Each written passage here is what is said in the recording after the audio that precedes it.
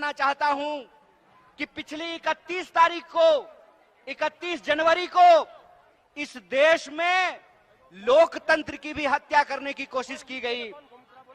आप जानते हैं कि किस तरीके से चंडीगढ़ में मेयर का इलेक्शन हो रहा था और मेयर के चुनाव में भाजपा के पास संख्या नहीं थी, भाजपा के पास बहुमत नहीं था और आम आदमी पार्टी और कांग्रेस पार्टी के पास बहुमत होने के बावजूद, इंडिया अलायंस के पास बहुमत होने के बावजूद 8 वोट को इनवैलिड करके भाजपा का मेयर बनाया गया। जब चंडीगढ़ में यह साजिश रची जा रही थी, ठीक उसी वक्त झारखंड की इस महान भूमि पर एक भाजपाई साजिश रची जा रही थी। और वो भाजपाई साजिश क्या थी? भाजपाई साजिश ये थी कि इंडिया अलायंस का बहुमत होने के बावजूद हेमंत सोरेन झारखंड के मुख्यमंत्री थे और मुकदमे में फंसा करके एक सरकार को गिराने का प्रयास किया गया और एमएलए को खरीदने का प्रयास किया गया।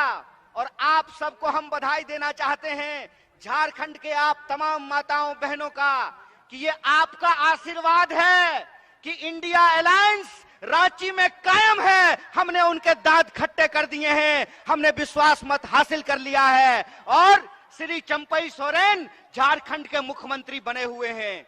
इस बात की चर्चा मैं आपके सामने क्यों कर रहा हूं? इस बात की चर्चा हम आपके सामने इसलिए कर रहे हैं कि है झारखंड के माताओं बहनों, है झारखंड के नागरिकों, है झारखंड के निवासियों, आपको एक बात समझना पड़ेगा। आपको समझना पड़ेगा कि यह भाजपाई साजिश झारखंड के खिलाफ है, यह भाजपाई साजिश आदिवासियों के खिलाफ है, यह भाजपाई साजिश जमहूरियत और लोकतंत्र के खिलाफ है, यह भाजपाई साजिश इस देश में गरीबों के खिलाफ है, किसानों के खिलाफ है, महिलाओं के खिलाफ है, नौजवानों के खिलाफ है। यह बात हमको समझनी पड़ेगी। हमको समझना पड़ेगा कि आज हमारे साथ किस तरीके से एक एक करके हमारे हक और अधिकार छीने जा रहे हैं। हमको समझना पड़ेगा कि किस तरीके से लोकतंत्र का गला दबाया जा रहा है। हमको समझना पड़ेगा कि आज हमारे आप तमाम लोगों की लड़ाई क्या है, संघर्ष क्या है, इस बात को हमको समझना पड़ेगा। एक बात आप हमको सोच करके बताइए कि ये भाजपा के लोग जहां जाते हैं वहां जाकर के सरकार को, चुनी हुई सरकार को खरीदने और बेचने का काम करते हैं, विधायक को खरीदने की कोशिश करते हैं, मुख्यमंत्री को मिलाने का काम करते हैं। बिहार में इन्होंने, आपने देखा क्या किया। बिहार में नीतीश कुमार जी इंडिया अलायंस के पार्ट थे और नीतीश कुमार जी के ऊपर दबाव बनाया और नीतीश कुमार जी पलटी मार करके इंडिया से निकल करके एनडीए में जाकर के शामिल हो गए। वही कोशिश रांची में की गई, वही कोशिश झारखंड में की गई। कोशिश यह किया गया कि यहाँ के मुख्यमंत्री पर भी दबाव बना करके उनको इंडिया से निकाल करके एनडीए में शामिल करा लिया जाए। लेकिन मैं आप तमाम लोगों को बधाई देना चाहता हूं। मैं झारखंड की इस महान भूमि की महान जनता को बधाई देना चाहता हूं कि आपने भाजपाई साजिश को नाकाम किया और उनको बता दिया कि हम बिकने वाले नहीं हैं, हम बेचने वाले नहीं हैं, हम इस देश को बचाने वाले लोग हैं। बोलिए, आप बेचने वाले हैं कि बचाने वाले हैं? आप बेचने वाले हैं कि बचाने वाले हैं? अगर आप बचाने वाले हैं तो मैं आप तमाम लोगों को एक बात कहना चाहता हूं कि ये कांग्रेस पार्टी का संकल्प है, ये कांग्रेस पार्टी का संकल्प है, ये राहुल गांधी का संकल्प है।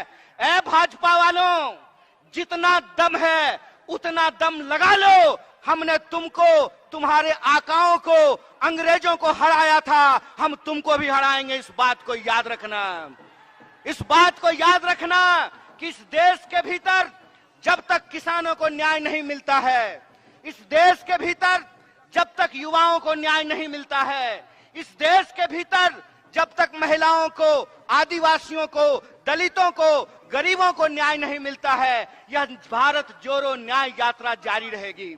और यह भारत जोड़ो न्याय यात्रा की ताकत है कि हम जहां जहां जा रहे हैं, जहां जहां होती है भारत जोड़ो न्याय यात्रा की आहट, वहां बढ़ने लगती है भाजपाई घबराहट।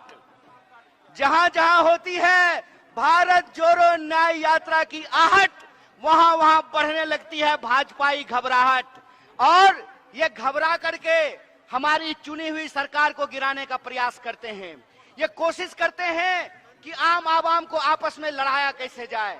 आप जानते हैं कि हमारा देश अंग्रेजों के पास 200 साल तक गुलाम रहा। और यह गुलामी क्यों रही? यह गुलामी इसलिए रही कि भारतवासियों को आपस में लड़ाया जाता था, हिंदू मुसलमान कराया जाता था, जातियों को आपस में लड़ाया जाता था। और यही भाजपाई साजिश है कि झारखंड के लोगों को भी आपस में लड़ाया जा रहा है।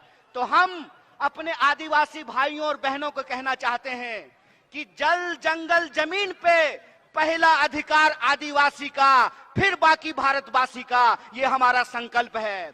यह जो जल जंगल जमीन की लड़ाई है, जो कांग्रेस पार्टी ने इस देश में आदिवासियों को हक और अधिकार दिलाए हैं, चाहे कितनी भी कोशिश कर लीजिए, नरेंद्र मोदी जी आप आदिवासियों का हक और अधिकार नहीं छीन सकते हैं। यह बात हम आपको कहना चाहते हैं। हम आपको कहना चाहते हैं कि झारखंड के लोगों की रगों में भगवान बिरसा मुंडा का खून बहता है। झारखंड के लोगों के रगों में सिद्धू कान्हू का खून बहता है, झलकारी बाई का खून बहता है, नीलांबर पीतांबर का खून बहता है। आप झारखंड के लोगों को उनके हक और अधिकार को छीन नहीं सकते हैं। इसीलिए हम आप तमाम लोगों से एक अपील करना चाहते हैं कि जिस तरीके से आज आदिवासी लोगों को लड़ाने का प्रयास किया जा रहा है, हमारी पार्टी झारखंड के भीतर इस मत के साथ है कि जो सरना लोग अधिकार मांग रहे हैं, अलग धार्मिक कोड का अधिकार मांग रहे हैं, भारतीय राष्ट्रीय कांग्रेस सरना कोड का पूरे दिल से समर्थन करती है, पूरे दिल से समर्थन करती है। और जो पेशा कानून हम लेकर के आए हैं, उस पेशा कानून को ये बदलने की कोशिश कर रहे हैं। जो पब्लिक सेक्टर कांग्रेस पार्टी ने बनाया, बोकारो में स्टील प्लांट खोला, धनबाद, बोकारो, टाटा, तमाम जगह पे जो पब्लिक सेक्टर बनाए गए, आज नरेंद्र मोदी जी उस पब्लिक सेक्टर को बेचने का काम कर रहे हैं। इसीलिए मैं अपने गरीब भाई बहनों से कहना चाहता हूं, ए भाइयों और बहनों, एक बात याद रखिएगा, बिन हवा न पत्ता हिलता है, बिन लड़े न कुछ भी मिलता है। इसलिए हमको अपने हक और अधिकार के लिए लड़ना पड़ेगा। बोलिए, आप अपने हक और अधिकार के लिए लड़ने के लिए तैयार हैं कि नहीं है? दोनों हाथ उठा करके बोलिए, तमाम लोग बोलिए कि आप अपने जल जंगल जमीन के लिए लड़ने के लिए तैयार हैं कि नहीं हैं? अगर आप अपने जल जंगल जमीन के अधिकार के लिए लड़ने के लिए तैयार हैं, तो हम नरेंद्र मोदी की साजिश को नाकाम करेंगे। देश को बांटने की जो साजिश है नरेंद्र मोदी की, उसको हम नाकाम करेंगे। हम आरएसएस और बीजेपी की साजिश को नाकाम करेंगे। यह देश 140 करोड़ लोगों का था, है और रहेगा। इस देश में सबका अधिकार बराबर रहेगा। डॉक्टर बाबा साहब भीमराव अंबेडकर ने एक संविधान लिखा है। उस संविधान की ताकत यह है कि इस देश में तमाम इंसान के अधिकारों को बराबर किया गया है। मैं आपसे कहना चाहता हूं कि हमारे और आपके बीच में क्या रिश्ता है? हमारे और आपके बीच में संविधान का रिश्ता है। और संविधान का रिश्ता क्या होता है? संविधान का रिश्ता यह होता है कि ये जो मंच पे बैठे हुए लोग हैं, देख लीजिए इनको, ये जो मंच पे बैठे हुए लोग हैं, इनका भी वोट एक है। और आप जो जनता नीचे जमीन पे बैठे हुए हैं, आपका भी वोट एक है। ये संविधान की ताकत है, ये डॉक्टर बाबा साहब भीमराव अंबेडकर की ताकत है। इसीलिए जब हम महात्मा गांधी को याद करते हैं, तो हम महात्मा गांधी को याद करते हैं इस देश की एकता के लिए।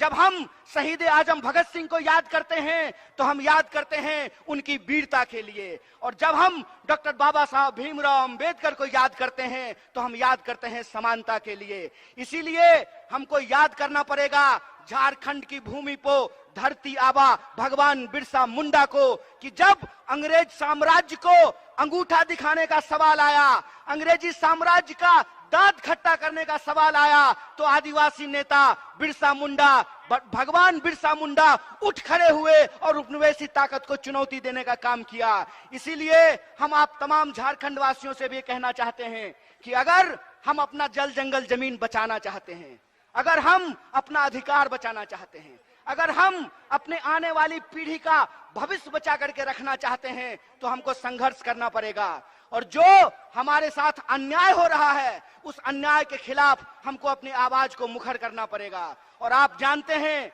कि जब देश में बह रहा हो अन्याय की आंधी, तो न्याय के लिए लड़ रहे हैं राहुल गांधी। इस बात को याद रखिएगा। बोलिए, अपने न्याय के लिए, अपने हक और अधिकार के लिए, अन्याय के खिलाफ न्याय के पक्ष में आप संघर्ष करेंगे कि नहीं करेंगे? अगर आप संघर्ष करेंगे तो मैं एक बात कहना चाहता हूं, सुन लीजिए जय शाह के पप्पा जी, डैडी जी, जय शाह के डैडी जी, एक बात सुन लीजिए। आपके सूटकेस में जितना दम है ना, उतना दम आप लगा लीजिए। आपके ईडी में जितना दम है, उतना दम आप लगा लीजिए। हम भारत के लोग हैं, हम ईमान बेचने वाले लोग नहीं हैं, हम ईमान बचाने वाले लोग हैं, हम देश बचाने वाले लोग हैं। इस बात को याद रखिएगा।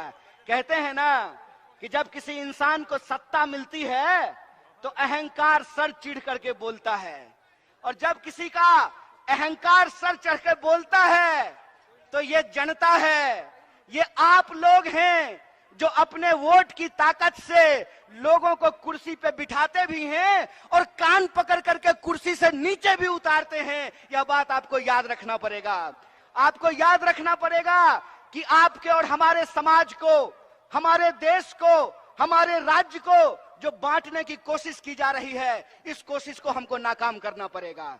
हमको यह सोचना पड़ेगा कि नेता अगर अपने बच्चा के बारे में सोच सकता है तो आदिवासियों को भी अपने बच्चे के बारे में सोचना पड़ेगा, दलितों को भी अपने बच्चे के बारे में सोचना पड़ेगा, गरीबों को भी अपने बच्चे के बारे में सोचना पड़ेगा, किसानों को भी अपने बच्चे के बारे में सोचना पड़ेगा, मजदूरों को भी अपने बच्चे के बारे में सोचना पड़ेगा। आपको सोचना पड़ेगा कि इस देश के भीतर आज जो नीतियां लाई जा रही है, उन नीतियों के चलते एक एक करके हमसे हमारा हक और अधिकार छीना जा रहा है, सारा संसाधन छीना जा रहा है। आप एक बात पर विचार करके बताइए कि इस देश के भीतर बीसीसीआई का सेक्रेटरी बनेगा गृह मंत्री का बेटा है। मतलब बीसीसीआई के सेक्रेटरी को बनाने के लिए गृह मंत्री जी तैयार हैं। गृह मंत्री के बेटा को मिलेगा बीसीसीआई का सेक्रेटरी और आम लोगों के बच्चों को मिलेगा 4 साल की ठेके वाली नौकरी। तो हम कहना चाहते हैं कि यह जो ठेके वाली नौकरी है, इसको बंद करना पड़ेगा।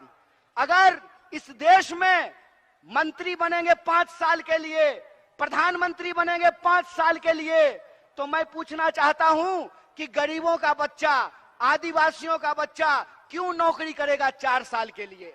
आप जानते हैं कि इस देश में गरीबों के बच्चों के साथ अन्याय किया गया है। क्या अन्याय किया गया है कि एक अग्निपथ योजना लाई गई है, और उस अग्निपथ योजना के चलते फौज में जो अस्थाई नौकरी होती थी, उस नौकरी को समाप्त कर दिया गया है। आप कोई भी डिपार्टमेंट उठा करके देख लीजिए, अस्थाई नौकरियों को समाप्त किया जा रहा है, ठेके पे नौकरी दी जा रही है। तो मैं आपसे ये पूछना चाहता हूं कि जब इस देश में प्रधानमंत्री 5 साल के लिए होगा, तो अग्निवीर में 4 साल के लिए नौकरी क्यों दी जा रही है?